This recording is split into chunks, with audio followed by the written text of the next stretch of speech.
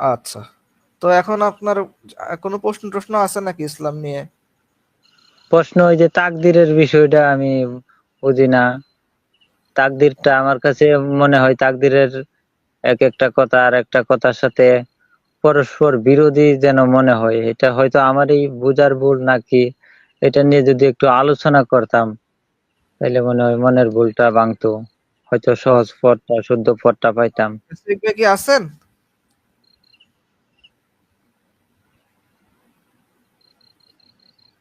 আচ্ছা, স্পেসিফিক তাকদীর। ভাই মেপ করে আছে। আচ্ছা, প্যাসিফিক ভাই মনে হয় ব্যস্ত আছে। তাকদীর নিয়ে কথা যদি আপনাকে বলতে হয়, আমি কি আমার কথা বলবো আপনাকে যে ইসলাম কি বলে? মানে ইসলাম থেকে আমি কি হ্যাঁ শিখছি হ্যাঁ, সেটা বলবো? তাকদীর শব্দটা তো আসলে ইসলাম, আচ্ছা, যে ইসলামেরই। আর আমি ইসলাম পরিবারেই তো জন্মগ্রহণ করছি, যদিও এখন মনের ভিতরে সংশয় এসব বিষয় নিয়ে। এই ইসলাম নিয়ে আলোচনা করতে চাই। আচ্ছা। তাকদীর জিনিসটা আসলে একটা জটিল একটা বিষয়, ঠিক আছে? তাকদীর হচ্ছে, যদি আপনি বলেন যে হচ্ছে, মানে সাধারণত তাকদীর বলতে সেটাই বোঝানো হয় যে যে হচ্ছে আল্লাহ সবকিছু জানেন। অতীত, বর্তমান ও ভবিষ্যৎ সবকিছুই তিনি জানেন, এবং এই জ্ঞানের থেকেই তিনি সমস্ত কিছুই লোহে মাহফুজে লিখে রাখছেন। ঠিক আছে? এবং আল্লাহ যা চান তাই হয়, এবং যা কিছু ঘটছে তার সবকিছুই আল্লাহর ইচ্ছাতেই ঘটতেছে। এটাই, ঠিক আছে? এখন যদি আল্লাহর বলেন, বলেন। যদি আল্লাহ তাআলার ইচ্ছাতেই সবকিছু ঘটে, তাহলে অনেক মানুষ আছে যে খারাপ কাজ করে, তাহলে কি এটার জন্য আল্লাহ নিজেই দায়ী? না, এটা দায়ী না। কারণ কি দেখেন, আল্লাহ তাআলা তো আসসালামু হচ্ছে। আলাইকুম শ্রেষ্ঠ ভাই। ওয়ালাইকুম আসসালাম ওয়া রাহমাতুল্লাহ। জি ভাই। জি সরি ভাই, আমি আপনাদের কথার মাঝে একটু বাধাগ্রস্ত করে ফেললাম। অবশ্যই, অবশ্যই, ফার্স্ট অবশ্যই অফ বলেন। অল, আমি অনেকক্ষণ যাবত কথা বলার চেষ্টা করতেছি আনমিউট করে, কিন্তু আপনারা শুনতে পাচ্ছিলেন না আমার এখানে নেটওয়ার্ক সমস্যার কারণে। জি, আপনার সাউন্ড জি। ভয়েসটা শুনতে পাচ্ছিলাম না। এছাড়া বিভিন্ন টুকটাক শব্দ শুনছিলাম, কিন্তু আপনার ভয়েসটা শুনতে পাচ্ছিলাম না। আচ্ছা আচ্ছা আচ্ছা, এখন কথা হলো আমি যতটুকু শুনলাম যে তাকদীর জি, নিয়ে তার কোশ্চেন আছে, এবং সে দাবি করলো যে তাকদীরের একটা বিষয়ের সাথে আরেকটা বিষয়ে সামঞ্জস্যতা নাই। জি, তাহলে জি, জি। আগে আমাদের জানতে হবে, তার সাথে তাকদীর নিয়ে আলোচনা করতে হলে আগে জানতে হবে তাকদীর সম্বন্ধে তার ধারণা কি, তাকদীরের ব্যাপারে সে কি বুঝে। তারপর আমাদেরকে বুঝতে হবে যে তাকদীর নিয়ে কোন জায়গাটায় তার সংশয়, মানে কোনটার সাথে কোনটা মিলে না, এটা কিন্তু না বুঝলে আমরা আচ্ছা, রিপেয়ারিংটা কোথায় করবো। তাহলে প্যাসিফিক ভাই, জানতে চাই ভাই চলে আসছেন, তাহলে আমাদের ভিডিও প্লে করার প্রয়োজন পড়ছে না।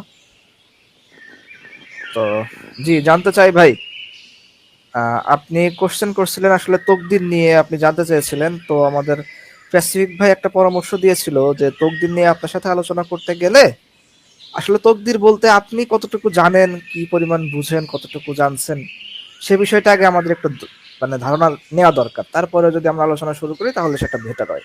তো আপনি একটু দয়া করে বলেন যে ইসলামের তকদির সম্পর্কে আপনি কিভাবে কি কতটুকু জানছেন আর কি। এটাও একটা সুন্দর প্রশ্ন। আমি ইসলামের তকদির সম্পর্কে জানছি যে এই একটা মানুষ তার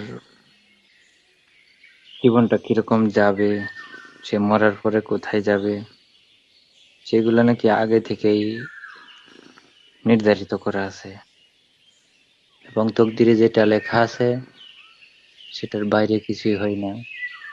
তার জীবনে ছোট থেকে বড় যে ঘটনাগুলি বা যা কিছুই ঘটে সব কিছুই একমাত্র তকদিরে নির্ধারণ করা আছে বলেই ঘটে, এরকম জানতে পারছি। এবার আপনি বলেন। আচ্ছা, এই এই বক্তব্যগুলোর কি কোনো রেফারেন্স আছে তার কাছে? হ্যাঁ আছে, রেফারেন্স আছে। হ্যাঁ, কিছু কিছু কিছু রেফারেন্স আছে। আচ্ছা, তাহলে কি রেফারেন্স গুলা কি আমরা একটু দেখবো কিনা মুশফিক ভাই? হুম হ্যাঁ, ওনার কি কি রেফারেন্স আছে এগুলো একটু আমরা দেখি। জি, আপনার রেফারেন্স গুলো রেফারেন্সটা যদি যদি একটা বলা একটা করে হয়। আমাকে বলতেন, আমি একটু দেখাইতাম স্ক্রিনে। রেফারেন্স গুলো আমি তাহলে বলি। হ্যাঁ, হ্যাঁ, বলেন। দাঁড়ান, একটা মিনিট সময় দিন, রেফারেন্স গুলো আমি অবশ্যই, অবশ্যই, অবশ্যই, কোনো সমস্যা নেই।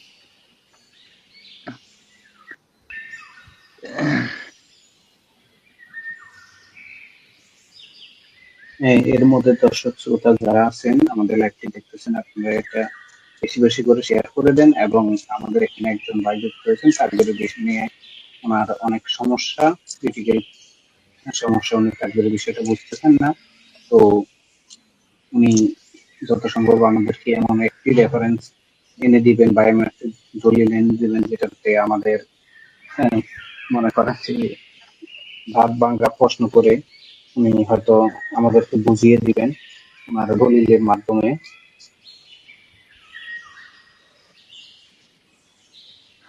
এই যে এখানে এখন বলা আছে কত নম্বর, ধরেন আমি আর একটু পরিষ্কার করে নিই। আচ্ছা, আপনার কাছে যদি লিংক থাকে, আপনি যদি লিংকটা প্রাইভেট চ্যাটে দেন তাহলে আমি সরাসরি স্ক্রিনে আনতে পারবো। লিঙ্ক তো স্ক্রিন কি, মোবাইলের স্ক্রিন কি শেয়ার করা যায়? মোবাইলের স্ক্রিন তো আপনি শেয়ার করতে পারবেন না, আপনার ওই লিংকটা যদি আপনি এখানে দেন তাহলে হবে। আসিফ ভাই, ওনার যদি মোবাইলের ছবি তুলে রাখেন বা ছোটা বানাই রাখেন, ওই ছোটাটা উনি যে উনি হচ্ছে মোবাইলের ছবি আসলে এখানে স্ক্রিনে দেখাইলে ফেটে ফেটে আসে, অনেক স্পষ্ট দেখা যায় না। তো উনি যদি হচ্ছে চাই তাহলে হ্যাঁ ওই হ্যাঁ, রেফারেন্সটা বললে এটা আমি আমি আনতে পারবো। টেক্সটাই দিয়ে দিই। হ্যাঁ হ্যাঁ, আপনি রেফারেন্সটা বলেন, হাদিস আপনি টেক্সটাই আমি নাম্বারটা, দিয়ে দিই। হাদিস থাকলে নাম্বার, হাদিস নাম্বারটা বলেন। হাদিস বা হাদিস হইলে এটা হাদিসের হচ্ছে নাম্বারটা বলতে সুনান, পারেন। হ্যাঁ এটা হচ্ছে সুনান আবু দাউদ। সুনানে আবু দাউদ। হ্যাঁ আচ্ছা, সুনান ওনাকে আবু বলতে দাউদ। দেন, ওনাকে বলতে দেন, বলেন, হ্যাঁ বলেন, আপনি বলেন। সুনান আবু দাউদ, পাবলিশার আল্লামা আলবানী একাডেমি, অধ্যায় 35, সুন্নাহ 4703। এটাকে আমি পুরাটাই পড়ে শোনাবো? না সমস্যা নেই, হাদিস নাম্বার 4703। হ্যাঁ এরকমই তো দেওয়া আছে এখানে। আচ্ছা, একটু ওয়েট করেন, আমি এখনই নিয়ে আসতেছি।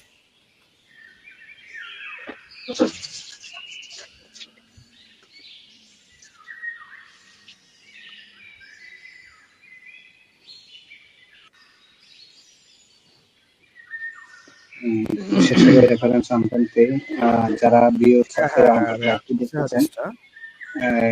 হ্যাঁ আপনি দেখেন, আনেন। যারা এই এই যে এই হাদিসটার কথা বলতেছেন তাই তো? এখানে যে কোনটা? হাদিসটা আনা হয়েছে আমি দেখাচ্ছি আপনাকে, দাঁড়ান একটু। দেখি তো। এটা না, স্ক্রিনে দেখেন, হ্যাঁ আপনি হ্যাঁ স্ক্রিনে দেখেন। হ্যাঁ এটাই। এখানে যে হাদিসটা আছে,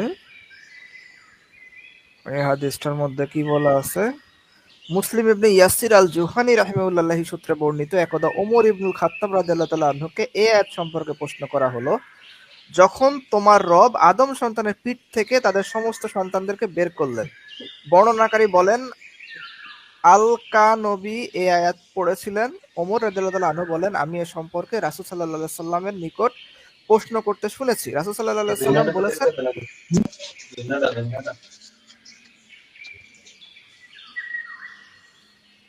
আচ্ছা কারো কোনো সমস্যা হচ্ছে আমার কথা শুনতে? না না। আচ্ছা, তো এ সম্পর্কে রাসূলুল্লাহ সাল্লাল্লাহু আলাইহি সাল্লামের নিকট প্রশ্ন করতে শুনেছি। রাসূলুল্লাহ সাল্লাল্লাহু আলাইহি সাল্লাম বলেছেন, মহান আল্লাহ আদম আলাইহিস সালামকে সৃষ্টি করার পর স্বীয় ডান হাতে তার পিঠ বুলিয়ে তা থেকে তার একদল সন্তান বের করে বললেন, আমি এদেরকে জান্নাতের জন্য সৃষ্টি করেছি এবং এরা জান্নাতবাসীর উপযোগী কাজই করবে। অতঃপর আবার তার পিঠে হাত বুলিয়ে একদল সন্তান বেরে এনে বললেন, এদেরকে আমি জাহান্নামের জন্য সৃষ্টি করেছি এবং জাহান্নামীদের উপযোগী কাজই করবে। একথা শুনে এক ব্যক্তি বলল, হে আল্লাহর রাসূল, তাহলে আমলের কি মূল্য রইল? রাসূলুল্লাহ সাল্লাল্লাহু আলাইহি সাল্লাম বললেন, মহান আল্লাহ যখন কোনো বান্দাকে জান্নাতের জন্য সৃষ্টি করেন তখন তার দ্বারা জান্নাতবাসীদের কাজই করিয়ে নেন। শেষে সে জান্নাতীদের কাজ করেই মারা যায়, আর আল্লাহ এর বিনিময়ে তাকে জান্নাতে প্রবেশ করান। আর যখন তিনি কোনো বান্দাকে জাহান্নামের জন্য সৃষ্টি করেন তখন তার দ্বারা জাহান্নামীদের কাজ করিয়ে নেন। অবশেষে সে জাহান্নামীদের কাজ করে মারা যায়, অতঃপর এজন্য তিনি তাকে জাহান্নামে প্রবেশ করান। তাহলে এখানে দেখা যাচ্ছে যে পিঠ বুলানোর পরে যে মানে যে পিঠে বুলানোর যে কথাটা বলা আছে, যে পিঠে বুলিয়ে সন্তান বের করলেন এবং তারা জাহান্নামের কাজ করে নেবেন, ওই অংশটুকু ছাড়া হাদিসটা সহিহ, ঠিক আছে? তিরমিজি, নাসাই, আহমদ সনদে মুসলিম ইবনে ইয়াসির এবং ওমর রাদিয়াল্লাহু তাআলা আনহুর মাঝখানে বর্ণনাকারী বাদ পড়েছে বা ইনকাতা রয়েছে, আর উভয়ের মাঝে জৈনিক ব্যক্তি রয়েছে যাকে নুয়াইম ইবনে রাবিয়া বলা হয়, তিনি অজ্ঞাত। অর্থাৎ এই হাদিসটা এখানে যদিও সহিহ লেখা আছে, কিন্তু মূলত এই হাদিসটা একটা জয়ীফ হাদিস, ঠিক আছে, যেটা একটা বাতিল হাদিস, অগ্রহণযোগ্য একটা হাদিস। এই হাদিসটা দিয়ে ইসলামের কোনো দলিল দেওয়া যায় না, ঠিক আছে। এটা হচ্ছে বক্তব্য। আপনি দেখেন একটু, আমি দেখাই আপনাকে। এই যে দেখেন, এখানে কি বলছে, তিরমিজি, নাসাই, আহমদ সনদে মুসলিম ইবনে ইয়াসির এবং ওমর ইবনে রাদিয়াল্লাহু তাআলা আনহুর মাঝখানের বর্ণনাকারী বাদ পড়েছে বা ইনকিতা রয়েছে, আর উভয়ের মাঝেই জৈনিক ব্যক্তি রয়েছে যাকে নুয়াইম ইবনে রাবিয়া বলা হয়, তিনি অজ্ঞাত। এখন ভাই, আপনার কাছে একজন যদি ব্যক্তি আসে, যে ব্যক্তির কে পরিচয় কেউ জানে না, সে সত্যবাদী নাকি মিথ্যাবাদী, এমন ব্যক্তি যদি কোনো হাদিস বর্ণনা করে, সেই হাদিস কি গ্রহণযোগ্য হবে? হবে না ভাই। জানতে চাই ভাই। হবে না, হ্যাঁ। তো এই হাদিসটা এমন একটা হাদিস যেটা গ্রহণযোগ্য না। প্যাসিফিক ভাই যদি কিছু বলতে চান। আমি বলি এটা না, সম্পর্কে। আপনিই বললেন। আপনি পরে বলবেন। জানতে চাই ভাই, বিয়েটা হুম হুম আপনিই বলবেন, আমরা বেশি কথা বলবো না। আপনারা দুই ভাই আলোচনা করবেন। ফার্স্ট অফ অল, আপনার যে দাবিটা ছিল, দাবি কি ছিল যে তাকদীরের ব্যাপারে আপনার কিছু প্রশ্ন আছে এবং তাকদীরের বিভিন্ন আলোচনা দেখা যায় যে একটা আরেকটার সাথে যায় না। তো আমরা রেফারেন্স চাইলাম, আপনি রেফারেন্স কিন্তু আপনি নিয়ে আসছেন। আমরা কিন্তু এখনো কোনো রেফারেন্স আনিনি, কারণ আমরা জানি যে কোন কোন রেফারেন্স গুলো আপনি নিয়ে আসতে পারেন, মোটামুটি একটা ধারণা আছে। এখন আপনি প্রথম যে রেফারেন্সটা এখানে শো করলেন, সেই রেফারেন্সে দেখা গেল হাদিসের অংশবিশেষ ঠিক আছে আর অংশবিশেষ ঠিক নাই, যার কারণে বিজ্ঞ আলেম, আলেম বলতে কিন্তু এরকম না যে মসজিদের একজন ইমাম সাহেব, এই যুগের ইমাম সাহেব বলে দিচ্ছেন।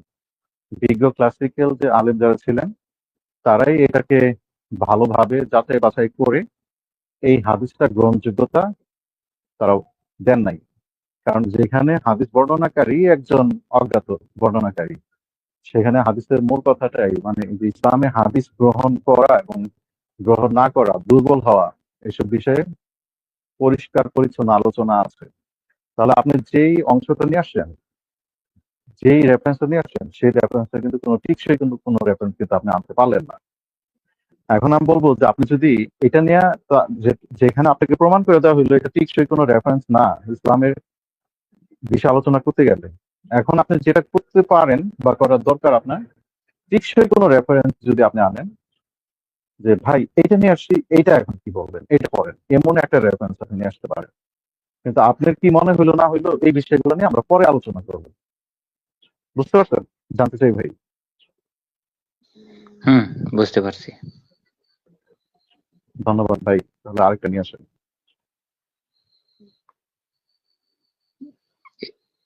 এটা নিয়ে আলোচনা করতে চাই। না, এটা তো বাতিল। বাতিলটা নিয়ে আমরা কি আলোচনা করে সময় নষ্ট করে দরকার আছে? আপনি এমন একটা নিয়ে আসেন যেটা বাতিল না, যেটা আমাদের ভাই বা আমরা ওইটা বাতিল বলতে পারবো না, বা ওইটা লেখা থাকবে না যে এই হাদিসটা বাতিল, এমন একটা কিছু নিয়ে আসেন, তাহলে না, আলোচনাটা এটা সুন্দর নিয়ে হবে। আমরা আর কোনো সিদ্ধান্তে আসবো না, কারণ এটা না, এটা নিয়ে আপনি যেহেতু কি সিদ্ধান্তে আসবেন? এটা তো শেষ। এটা তো আসবো না। আর কথাটা বলতে দিন। এটা নিয়ে আমরা আসলে আর কোনো সিদ্ধান্তে আসবো না যে এটা দ্বারা ইসলামের কোনো ডিফেন্ড করে যে ইসলামের নৈতিকতা এটার মধ্যে নিহিত নেই, এটা থেকে আমরা কিছু জানতে পারি না, শিখতে পারি না, এটা একটা অকার্যকর এবং বাতিল হাদিস, এই সিদ্ধান্তে আমরা উপনীত হয়েছি। এখন আমার প্রশ্ন যে এই বাতিল হাদিসটা কেন বাজারে, মাদ্রাসায় বা যেখানেই থাকুক না কেন, ওই বইয়ে বাতিল হাদিসটা কেন সুন্দরভাবে ছাপানো থাকে? এটা Very কেন? good question. হ্যাঁ, এই ধরনের কোশ্চেন আমরা শুনতে অভ্যস্ত, সমস্যা নেই। জি শেষ ভাই, দ্বিতীয় কোশ্চেন। তাহলে হাদিসটা তো বাতিল, এখানে লেখাই আছে, ওই নিচেই লেখা আছে এই হাদিসটা নিয়ে ইন্তেকা আছে। তাহলে এখন এই বাতিল হাদিস কেন বাজারে, কেন এগুলো বিভিন্ন কিতাবে বইয়ে লিখে লিখে কেন এগুলো প্রচার করা হচ্ছে? শেষ ভাই। ভাই, এখন কোন হাদিসটা বাতিল এটা যদি লিপিবদ্ধ করা না থাকে, তাহলে তো ওই যে ইসলামের নামে যে ভাই যে আজকে একটা কথা বললেন যে এটা এরকম, ঠিক আছে, এটা যদি কেউ বলে দেয় তাহলে এটা ডিফেন্ড কিভাবে হবে, তাই না? ডিপেন্ড হবে এখানে নাই, ইসলামে নাই। ইসলামে নাই বলেই তো এটা লেখা আছে এখানে, কিন্তু ইসলামের নামে তো রচনা, ইসলামের নামে কেউ যদি মিথ্যা কিছু রচনা করে, হুম একটা বাতিল হাদিস তো তখনই জন্ম নেয় যখন কেউ ইসলামের নাম নিয়ে একটা মিথ্যা বর্ণনা মার্কেটে ছেড়ে দেয়, ঠিক আছে। হুম হুম যখন একটা মিথ্যা বর্ণনা মার্কেটে অলরেডি প্রচলিত হয়ে যাবে, তখন সেটা যে মিথ্যা এটা মানুষের কাছে পৌঁছানো কি জরুরি না ভাইজান? হ্যাঁ, জরুরি। এই কারণে এটা লেখা আছে যে, এবং এটা লিখে দেওয়া হয়েছে স্পষ্টভাবে যে এই হাদিসটার এই সমস্যা এবং এই এবার হাদিসের আমি কোন অংশ। হ্যাঁ, ঠিক বুঝতে আছে। পারছি, আপনার কথা পরিষ্কার বুঝতে, হ্যাঁ, ঠিক আছে। এবার আমি হ্যাঁ, বলি, এখন জি কথা বলেন। হচ্ছে যে এটা যেহেতু ইসলামের কোনো কথা না, এবং এই জন্যই এটা লেখা আছে, এটা প্রমাণ করার জন্য যে এটা আসলে একটা ভুল, এই দলিলটা দেওয়ার জন্য, ভুল দলিল দেওয়ার জন্য, এটা নিয়ে কোনো সিদ্ধান্তে আসার জন্য না। তো এখন কথা হচ্ছে, ইসলামের নামে তো অনেক কিছুই রচিত হতে পারে, তো এগুলা কি এক এক করে কিতাবে অ্যাড করা হবে? হ্যাঁ, যখন যে যুগে যেটা রচিত হবে ওই যুগের কিতাবে ওইটা অ্যাড করা হবে।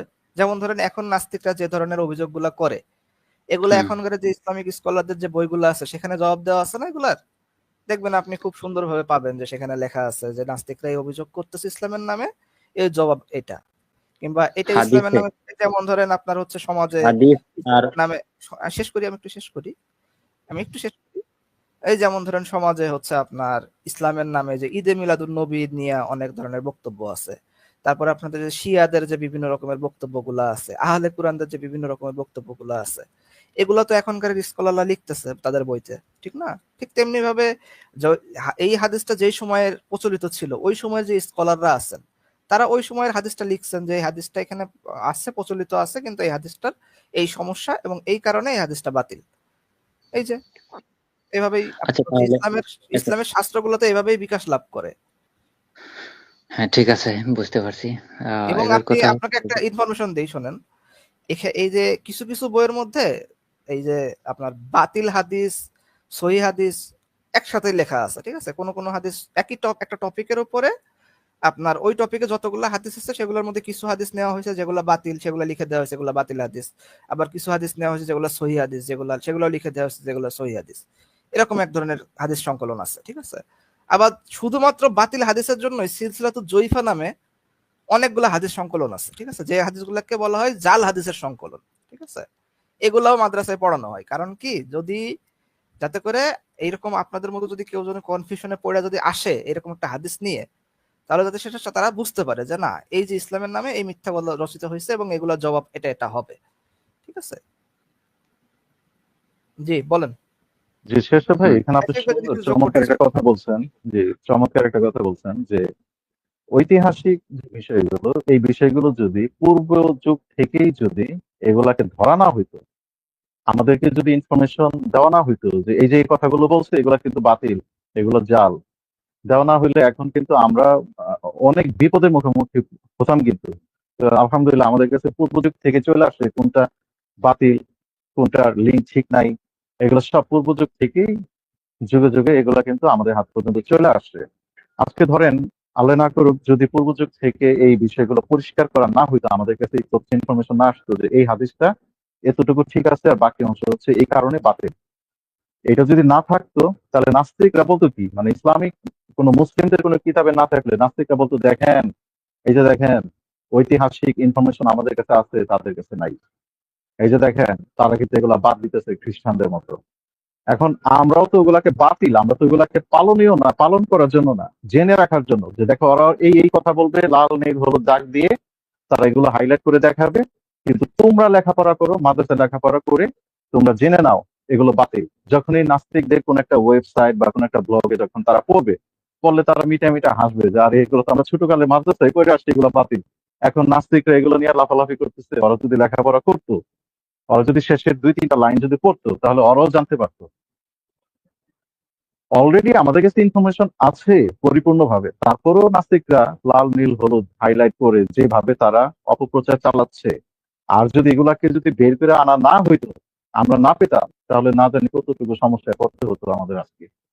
আশা করি জানতে চাই ভাই, বুঝতে পারছেন বিষয়টা, হুম, বলেন। এটা নিয়ে আমার একটা কথা হচ্ছে যে এই হাদিসটাকে আপনি এরকম ভাবে বাদ দিছেন যে এটা থেকে কোনো সিদ্ধান্তে আসা যাবে না, অথচ হাদিসটাতে দেখলাম যে শুধুমাত্র পিঠ বোলানো কথাটি বাদে আর সম্পূর্ণ হাদিসটাই সহি, এটা বোঝাচ্ছে। তো এখানে সহিও লেখা আছে, আবার তাহকিকৃত লেখা আছে, মানে আচ্ছা, পুনর্নিরীক্ষণ করা হয়েছে। এখন আপনাকে আমি বলি, হাদিস যাচাই বাছাইয়ের বিষয়ে ধরেন ওই যে আপনি যে পিঠ বোলানোর অংশটুকু বাদ দিয়ে বাদ বাকি অংশ, আমাদের যে মূল সহি বর্ণনা যে হাদিসগুলো আছে সেখানে কিন্তু এই অংশটুকু আছে, কিন্তু এখানে পিঠ বোলানোর যে অংশটুকু ওইখানে নাই। অতটুকু অতটুকু বাতিল করা হয়েছে। এখন একটা হাদিসে মনে করেন যদি, প্যাসিফিক ভাই, এখানে আমি একটু ইন্টারাপ্ট করি জি আপনাকে। জি বলেন। ভাই, যদি পিঠ বোলানোর এই অংশটুকু আপনি বাদ দিয়ে দেন, তাহলে আপনার কোশ্চেনটা থাকবে কিভাবে?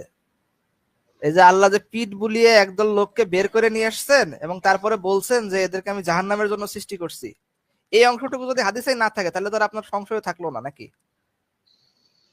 আপনার যে সংশয়ের অংশটুকু, ওই অংশটুকুই তো জয়ীফ এখানে। আমার সংশয়ের অংশটুকু হচ্ছে নিচে নামান, হ্যাঁ। একটু করিয়ে নেন, এইটাতে আমার আরে ভাই, সংশয়। এখানে হাদিসে আপনি কি দেখতেছেন যে আল্লাহ একদল মানুষকে আদম আলাইহিস সালামের পিঠ থেকে বের করে বলছেন যে এদেরকে আমি জাহান্নামের জন্য সৃষ্টি করছি। হুম হুম ঠিক হুম আছে না? হুম। ওরা এরা জাহান্নামের কাজই করবে। এই যে অংশটুকু, এই অংশটুকু যদি হাদিসে না থাকে তাহলে তো আর মানে আপনার আর কোনো মানে অভিযোগের জায়গায় থাকতেছে না নাকি? তাহলে আমরা এই সিদ্ধান্তে আসতে পারি কি, যে আল্লাহ আসলে মানুষকে জাহান্নামের জন্যই কিছু মানুষ সৃষ্টি করেননি এবং জান্নাতের জন্য কিছু মানুষ সৃষ্টি করেননি, এই কথাটা আসলে একটা ভুয়া কথা। না, আসলে এই বিষয়টা আসলে এরকম না। ব্যাপারটা প্যাসিফিক ভাই মূল বলবেন নাকি খটকাটা আমি আমার বলি? এখানে। প্যাসিফিক ভাই বলবেন নাকি না, আমি আপনি বলবো? সিদ্ধান্তে যদি আসতে হয়, যেহেতু আমরা প্রথমে আইডেন্টিফাই করলাম যে হাদিসের অংশবিশেষ ঠিক নেই, অংশবিশেষের উপরে আলোচনাটা পরবর্তী আলোচনাটা গেছে যে হযরত আদম আলাইহিস সালামের পিঠ দিলে একদল আল্লাহ সুবহানাহু ওয়া তাআলা সৃষ্টি করলেন, যাদেরকে জাহান্নামের জন্য সৃষ্টি করছেন, তাদেরকে আল্লাহ জাহান্নামের কাজ করিয়ে নিবেন, অবশেষে তারা জাহান্নামী হবে। তাহলে ওই পরিপূর্ণ আলোচনাটা, ওই হাদিসটা যেহেতু গ্রহণযোগ্য না, ওইখান থেকে আপনি আপাতত সিদ্ধান্ত নিতে পারতেছেন না। সিদ্ধান্ত নিতে হইলে মূলত এই বিষয়ে কি বলা হয়েছে এটা আপনি জানতে চাইতে পারেন। তাহলে আমাদের জান্নাত জাহান্নাম এই ব্যাপারে আসলে তাকদীরের বিষয়ে কি আলোচনা করা হয়েছে, সঠিক আলোচনাটা যেহেতু আপনার নাম দিচ্ছেন, আপনি জানতে চাই, আপনি জানতে চাইতে পারেন। সিদ্ধান্তে এত দ্রুত পৌঁছান কেন? আমাদের তো জানতেই সিদ্ধান্তে চাইতেছি, পৌঁছানোর এটাই তো দরকার আমি নেই। বললাম। না, ওয়েট, আপনি প্রকৃত- জানতে চাচ্ছেন না, ওয়েট, আপনি জানতে চাচ্ছেন না, শুধু আপনি সিদ্ধান্ত নিয়ে নিচ্ছেন। না, সিদ্ধান্ত নেওয়ার সিদ্ধান্ত আগে নিইনি। এই যে আপনি বললেন, আপনি ভুল পরপর কথাটা দুইবার কেন বলছেন চাপিয়ে আপনি। দিচ্ছেন? না, ভুল আমি বলি নাই, আপনি বলছি না বলছেন তো, যে তাহলে কি আমরা আমি এই বলছি সিদ্ধান্তে যেতে যে পারি? আমরা এই সিদ্ধান্তে আসতে পারি, শুনেন। আসতে আমরা পারি, এই হ্যাঁ। আমরা সিদ্ধান্তে, আমরা কোনো সিদ্ধান্তে আপাতত আসবো না, আমরা না আসবো না, আমি, প্রশ্নে। হ্যাঁ হ্যাঁ, ভাইজান, আমি আমরা বলছি, প্রশ্নে আসবো। আরে আমাকে প্রশ্ন কথা হবে বলতে এরকম, দিন। আমি আপনাকে বলতে আপনাকে, দিব ততক্ষণ, হ্যাঁ যতক্ষণ হ্যাঁ টু দা পয়েন্ট আলোচনাটা হবে, ততক্ষণ বললে তো আপনাকে থামাচ্ছি না। এখন হ্যাঁ, আমি সেই আপনার জায়গায় পয়েন্টেই যদি আমি বলছি। থাকতাম, হ্যাঁ, কোনো সিদ্ধান্ত না, আমরা কোন সিদ্ধান্তে পৌঁছতে পারি না পারি ওটা পরে দেখবো। ইসলাম যেটা বলছে সেই সিদ্ধান্তে আমাদের পৌঁছতে হবে। তাহলে এই আমরা এখানে সিদ্ধান্ত তো প্রশ্ন করব, অবশ্যই, শুনেন শুনেন, তাহলে সঠিকটা আমরা তো, কোনটা? আরে আমরা তো এই সিদ্ধান্ত অবশ্যই নিতে পারি যে হাদিসটা বাতিল, এই এটা সিদ্ধান্ত আপনার কি নিতে সিদ্ধান্ত পারি নেওয়া না? লাগবে না তো, সিদ্ধান্ত তো দেওয়া হয়ে গেছে অলরেডি। এই সিদ্ধান্ত হ্যাঁ আপনি হ্যাঁ, আমি নিই এটাই তো, কি না নিই, দেওয়া দেওয়া হয়ে হয়ে গেছে, গেছে, এটা তাই আমি না? এটাই বলছি আমি, যে এই হ্যাঁ, এটা তো সিদ্ধান্তে আমরা আসলাম, এটা বাতিল। এটাও এই কি আমার হাদিসটা ভুল হচ্ছে? বাতিল। হ্যাঁ, না, বাতিল, এই এটা হাদিসটা থেকে বাতিল, আমরা আপনি সিদ্ধান্তে আসতে পারেন। ইসলামের কোনো, ইসলামে এই হাদিসটা অ্যাপ্লিকেবল না, এটা অ্যাপ্লাই হবে না, অ্যাপ্লিকেবল এটা না, মতে রাইট। আমরা, হ্যাঁ, এই সিদ্ধান্তটাই নিছি। এটাও কি আমার ভুল? হ্যাঁ, এই সিদ্ধান্ত দেওয়া হয়েছে, আপনি হয়তো এই মুহূর্তে নিলেন, কিন্তু আমরা তো এই সিদ্ধান্ত অনেক হ্যাঁ, আগে আমি এই পেয়ে গেছি। মুহূর্তে নিলাম, আমি এই মুহূর্তে হ্যাঁ, নিলাম, কারণ আমি যখন রাইট। নতুন শিখছি তাহলে এটা। এখন, জি জি, এখন জানতে চাই ভাই, এখন আপনি যে কাজটা করবেন সেটা হচ্ছে, তাহলে সঠিকটা কোনটা, তাকদীরের ব্যাপারে সঠিকটা কোনটা, আমাদের সাথে আমার না, সাথে আমি একটু আলোচনা প্রশ্নটা করেন। আপনার মতে করব না, প্রশ্নটা হয়তো আমার আপনার মতে করব। যেভাবেই করেন, সাধারণত হ্যাঁ হ্যাঁ প্রশ্ন এটাই আসে আর কি, ইন সেন্স হ্যাঁ এটাই হ্যাঁ আসে হ্যাঁ, এটা যে আমি একটা, প্রশ্ন যেহেতু নাও আমি, বলতে পারি। হ্যাঁ, আপনার জায়গায় আমি হইলে, যেহেতু আমি একটা রেফারেন্স নিয়ে আসছি, আপনি রং প্রমাণ করলেন, প্রমাণিত হইলো এটা রং, তাহলে সঠিকটা কোনটা আমাকে দেখান, ওটা পরিবর্তে একটা সঠিক আসতে হবে নাকি? জি হ্যাঁ, এবার আমাকে বলতে দিন। কথা হ্যাঁ, হচ্ছে বলেন। যে আমরা এই হাদিসটা পড়ছিলাম যেটা, এটা যেহেতু বাতিল হয়ে গেছে, তাইলে আমার প্রশ্ন হচ্ছে যে আল্লাহ তাআলা মানুষকে জাহান্নামের জন্যই কিছু মানুষকে সৃষ্টি করেছে এবং জান্নাতের জন্যই কিছু মানুষকে সৃষ্টি করেছে, এই কথাটা হাদিসে লেখা ছিল, এটা যেহেতু ভুল, তাহলে এই এই কথাটাও ভুল হয়ে যায় যে ইসলামে আসলে আল্লাহ তাআলা কিছু মানুষকে নির্ধারণ করে দেয়নি যে ওদেরকে আমি জাহান্নামের জন্যই বানিয়েছি, এবং কিছু মানুষকে আমি জান্নাতের জন্যই বানিয়েছি। এরকম সিদ্ধান্ত নেওয়া যায় কি, নাকি অন্য হাদিসে এরকম লেখা আছে? এই হাদিসটা না হয়তো আপনি বাতিল, কিন্তু দাঁড়ান দাঁড়ান, হ্যাঁ, এই হাদিসটা হয়তো বাতিল, কিন্তু অন্য হাদিস বা আয়াতে এরকম কি লেখা আছে যে আসলেই আল্লাহ কিছু মানুষকে জাহান্নামের জন্য বানিয়েছেন এবং কিছু মানুষকে জান্নাতের জন্যই বানিয়েছেন, এবং এটা পূর্ব নির্ধারিত, এরকম কিছু আছে কি? আচ্ছা, ভেরি গুড কোশ্চেন। যদি এরকম কিছু থাকে তাহলে আপনি জানা আছে কিনা, আপনি এরকম দেখে নিয়ে আসেন, আমরা সেগুলো দেখি। না হুম। ইয়া ভাই, জানতে চাই ভাই আমরা কোন ফেজে আছি এটা কিন্তু আপনাকে বুঝতে হবে। আমরা এখন কিন্তু আপনি কি কতটুকু জানছেন সেই ফেজে আছি, ঠিক আছে? আমাদের পক্ষ থেকে ইনফরমেশনের ফেজটা কিন্তু এখনো আসে আমার নাই এখন। জানাটা ভুল হয়ে গেছে, আমার জানাটা ভুল প্রমাণিত না হয়ে না, গেছে ভুল ইতিমধ্যে। ভুল সঠিক এটা তো পরের বিষয় ভাই। একটা মানুষ কি ভুল জানতে পারে না? একটা মানুষ হুম সবকিছু সহি জানবে এটা তো ঠিক না, তাই না? এটা তো আপনার কোনো ইয়ে না। একটা আপনি তো মানে জানতেই পারেন, ভুল ধারণা থাকতেই পারে মানুষের কাছে। এখন আপনি যেটা জানেন ওটাকে আমরা যাচাই করতেছি যে হ্যাঁ, আপনি এটা জানেন। আমরা এখন এটাকে এনালাইসিস করলাম, করে দেখলাম যে না, আপনি যেটা জানতেন ওইটা আসলে পুরাটা সঠিক না। এটা আপনি আংশিক জানতেন, ওইখানে কিছু ত্রুটি আছে জানার মধ্যে। ঠিক আছে না? হুম তাহলে হুম। এখন আমরা পরবর্তী ফেজে যাবো যে এরপরে আপনি কতটুকু কি জানেন, কিংবা অন্য কোনো হাদিস আছে কিনা আপনার কাছে, অন্য কোনো আয়াত আপনার জানা আছে কিনা। ঠিক আছে? এভাবে আমরা তাকদীর আগাচ্ছি। ঠিক সম্পর্কে, আছে না? হ্যাঁ হ্যাঁ ঠিক আছে, আমিও ওইভাবেই আগাচ্ছি। হয়তো আমার কথা গুছিয়ে বলতে পারি নাই, বা হয়তো আপনাদের বোঝার ব্যর্থতা আছে। আবার পরিষ্কার করে বলি, আমার কথা হচ্ছে, যেহেতু এটা আমি জানতাম, এটা আমার ভুল প্রমাণ হয়েছে, তো এখন আমার অন্য বিষয় নিয়ে সংশয় নাই। যদি এই হাদিসের মতোই আরেকটা আয়াত বা হাদিস থাকে যেখানে বলা হয়েছে যে কিছু মানুষকে আল্লাহ জাহান্নামের জন্যই বানিয়েছে এবং কিছু মানুষকে জান্নাতের জন্যই বানিয়েছে, এরকম যদি ইসলামে আরেকটাও কথা না থাকে, তাহলে আমার ইসলামে তকদির সম্পর্কে আর কোনো সংশয় নেই। জি, আমাকে শোনা যাচ্ছে? জি, শোনা আচ্ছা, যাচ্ছে, তাহলে একটু অপেক্ষা তাহলে করুন। এখন অপেক্ষা আপনার করুন। কাছে আপনার জানা মতে আর কোনো আয়াত এবং হাদিস নাই, তাই তো?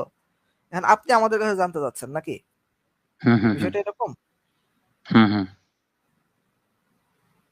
জি প্যাসিফিক ভাই।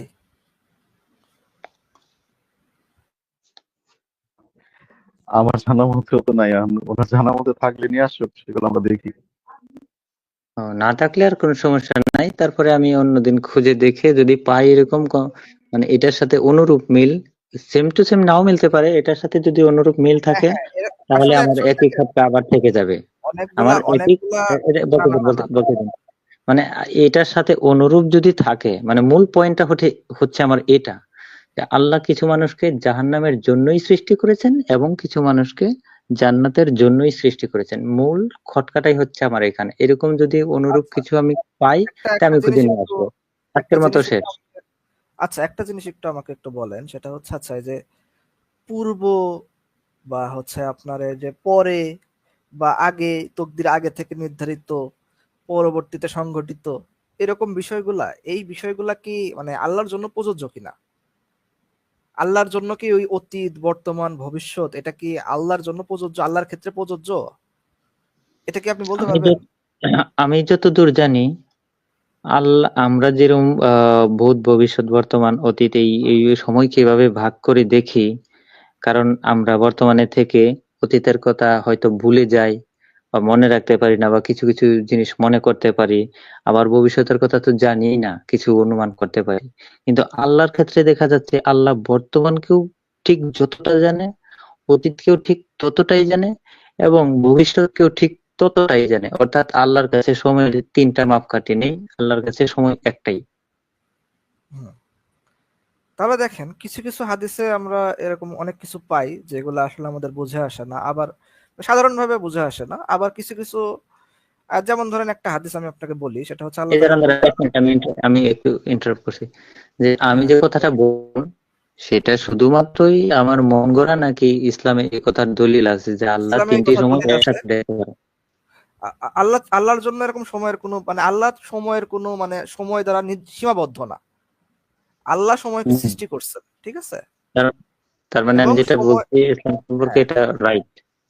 জি জি জি, আপনি যেটা বলছেন ঠিক এটা আছে। In a sense right. আপনি একেবারে ইসলামের কথাটা বলেন নাই, কিন্তু আপনি যে কথাটা, আপনার যে কথাটা যে মূল অর্থ বা মূল বক্তব্য, এটা রাইট। ঠিক আছে, যে আল্লাহর জন্য আসলে এই অতীত বর্তমান ভবিষ্যৎ এগুলা প্রযোজ্য না, কারণ আল্লাহ তাআলা সময়কে সৃষ্টি করছেন, আল্লাহ তাআলা এই সময়ের উপর নির্ভরশীল না। ঠিক আছে, সময়, আচ্ছা উনি চলে গেলেন, যাই হোক আমি যেটা বলতেছিলাম সেটা হচ্ছে, আপনাকে একটা হাদিস বলতে চাচ্ছিলাম, তো উনি চলে গেল।